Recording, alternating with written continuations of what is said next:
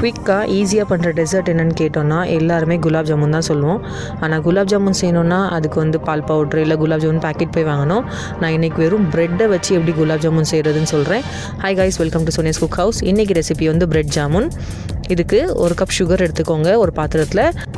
இதில் 1 கப் தண்ணி ஆட் பண்ணிக்கோங்க. 1 கப் சர்க்கரைனா 1 கப் தண்ணி. பாத்திரத்தை வந்து அடுப்பில் வச்சுக்கோங்க மீடியம் ஹீட்டில். இது சுகரை வந்து நல்லா மெல்ட் பண்ண விடுங்க. நல்லா கொதிக்க ஆரம்பிச்சிடும். இது நல்லா மிக்ஸ் பண்ணிகிட்டே இருங்க, அடியில் பிடிச்சிடக்கூடாது. சுகர் நல்லா மெல்ட் ஆனதுக்கப்புறம் இதில் ஒரு 4லேருந்து 5 ட்ராப் வந்து லெமன் ஜூஸ் சேர்த்துக்கோங்க. லெமன் ஜூஸ் போட்டதுக்கப்புறம் ஒரு 4லேருந்து 5 ஏலக்காய் வந்து நச்சு போட்டுக்கோங்க. இது நல்லா வாசனைக்காக. உங்களுக்கு இது வேண்டானா ரோஸ் சிரப் கூட சேர்த்துக்கலாம். இது நல்லா கொதிச்சதுக்கப்புறம் இதை வந்து அப்படியே ஆற விட்டுருங்க, தனியாக வச்சுருங்க. இதை என்னமோ வந்து நீங்கள் வந்து ப்ரெட் ஸ்லைசஸ் எடுத்துக்கோங்க. உங்களுக்கு வந்து வீட் ப்ரெட்னாலும் எடுத்துக்கலாம். நான் வந்து ஒயிட் ப்ரெட் எடுத்திருக்கேன். ஒரு 10 ஸ்லைஸ் இருக்கும். இதை வந்து பிளெண்டரில் பிச்சு போட்டுக்கோங்க. பிச்சு போட்டு இதை வந்து நல்லா ஃபைனாக பவுடர் அரைச்சி எடுத்துக்கோங்க. பிரெட் க்ரம்ஸ்க்கு நம்ம அரைக்கிற மாதிரி அரைச்சிக்கோங்க. சப்போஸ் உங்கள்கிட்ட பிரெட் ஸ்லைஸ் கிடைக்கலன்னா நீங்கள் பன்னு கூட யூஸ் பண்ணிக்கலாம். நான் வந்து ஃபைனாக அரைச்சி எடுத்துட்டேன். இது வந்து பிரெட் க்ரம்ஸ் ரெடி ஆகிடுச்சு. இது ஒரு பவுலுக்கு ட்ரான்ஸ்ஃபர் பண்ணி எடுத்துக்கோங்க.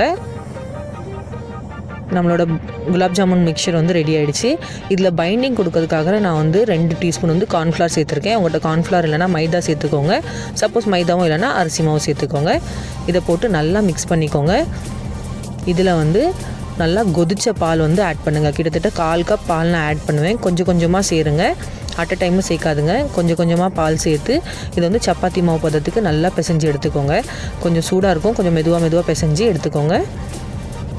நல்லா மிக்ஸ் பண்ணிகிட்டே இருங்க. நல்லா சாஃப்டான டோவாக வரும். நம்ம யூஸ்வலாக குலாப் ஜாமுனுக்கு பிசைகிற மாதிரியே நான் பிசைச்சிக்கோங்க. நம்மளோட குலாப் ஜாமுன் மாவு ரெடி ஆகிடுச்சு. இதை வந்து சின்ன சின்ன பால்ஸாக உருட்டி எடுத்துக்கோங்க. நம்ம ஆஸ் யூஷுவல் செய்கிற குலாப் ஜாமுனுக்கு போடுற சைஸு கரெக்டாக இருக்கும். நம்ம நெல்லிக்காய் சைஸ்க்கு எடுப்போம்ல, அந்த சைஸ்க்கு போட்டுக்கோங்க. இல்லை உங்களுக்கு வேறு என்ன ஷேப் வேணாலும் போட்டுக்கலாம். டோ வந்து பர்ஃபெக்டாக இருக்குது. அதில் வந்து கிராக்ஸே இல்லாமல் அப்படியே பர்ஃபெக்டாக ரோல் ஆகுது. அதனால் மாவு வந்து கரெக்டாக இருக்குது. இதே மாதிரி எல்லாத்தையும் நீங்கள் வந்து ரோல் பண்ணி எடுத்துக்கோங்க. நம்ம 10 ஸ்லைஸ் பிரெட் எடுத்துருக்கோம். இதில் வந்து உங்கள் சைஸை பொறுத்து ஒரு 20லேருந்து 25 குலாப் ஜாமுன் வரைக்கும் வரும். இதே மாதிரி எல்லா மாவையும் வந்து நான் குலாப் ஜாமுனுக்கு வந்து உருட்டி எடுத்துட்டேன். மாவு எப்படி பர்ஃபெக்டாக ரவுண்டாக இருக்குது பாருங்கள், எந்த கிராக்ஸுமே இல்லாமல் இருக்குது. நம்மளோட பால்ஸ் ரெடி ஆகிடுச்சு. நம்ம வந்து ஆயில் வந்து டீப் ஃப்ரை பண்ணுறதுக்காக ஹீட் பண்ணிக்கோங்க. மீடியம் ஹீட்டில் இருக்கணும் ஆயில், ரொம்ப ஹீட்டாக இருக்கக்கூடாது. பால்ஸ் எல்லாத்தையும் உள்ளத்தில் போட்டுக்கோங்க. போட்டோன்னா லைட்டாக பபிள்ஸ் வந்தால் ஹீட் கரெக்டாக இருக்குன்னு அர்த்தம். ரொம்ப ஹை ஃப்ளேமில் வச்சிங்கன்னா மேலே கருகிடும், ஆனால் உள்ளே வேகாது. அதனால் மீடியம் ஃப்ளேமில் வச்சு அதை வேக விடுங்க. லைட்டாக ரொட்டேட் பண்ணிகிட்டே இருங்க.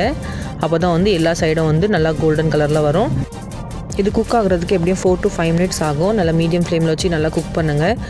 அப்பப்போ ரொட்டேட் பண்ணிகிட்டே இருங்க. அப்போ தான் வந்து எல்லா சைடுமே பர்ஃபெக்டாக வேகும். இது நல்லா கோல்டன் கலர் ஆனதுக்கப்புறம் இதை வந்து ஆயிலேருந்து எடுத்துருங்க. நம்ம ஆல்ரெடி சுகர் சிரப் ரெடியாக வச்சுருக்கோம். சுகர் சிரப் வந்து ஆறி இருக்கக்கூடாது, லைட்டாக ஹீட் பண்ணிக்கோங்க. ஆறி இருந்தால் கூட லைட்டாக அடுப்பில் வச்சு லைட்டாக சூடாக இருந்தால் கூட போதும். அப்போ தான் வந்து சுகர் சிரப் உள்ள அப்சர்வ் ஆகும். இந்த பிரெட் ஜாமுனை வந்து ஆயிலேருந்து ரிமூவ் பண்ணிவிட்டு சுகர் சிரப்பில் வந்து போட்டுருங்க. இது வந்து சுகர் சிரப்பில் வந்து நல்லா அப்சர்வ் ஆகட்டும். இது ஒரு 4 to 5 மினிட்ஸ் எடுக்கும். நீங்கள் வந்து அப்படியே போட்டுட்டு இதை மூடி போட்டு ஒரு 30 நிமிஷம் வச்சுருங்க. இது நல்லா உள்ள வரைக்கும் உறிஞ்சிரும்.